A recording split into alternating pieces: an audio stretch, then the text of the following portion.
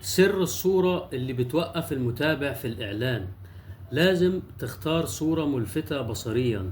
الصورة مش وسيلة للتجميل، الصورة دي أداة للفت الانتباه. أول 3 ثواني في الإعلان بتبدأ من الصورة.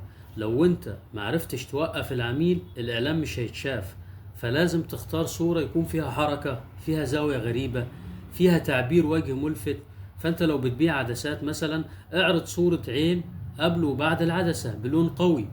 او لو انت بتبيع جهاز رياضي، يبقى صورة شخص حقيقي خسر وزن كبير. الصورة لازم تحكي قصة او تفتح سؤال. خلي العميل يسأل هو ايه ده، او ازاي حصل كده.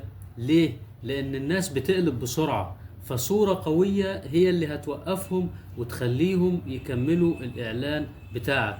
عشان كده لازم تلفت انظار الناس بالصورة اللي انت هتحطها في الاعلان بتاعك.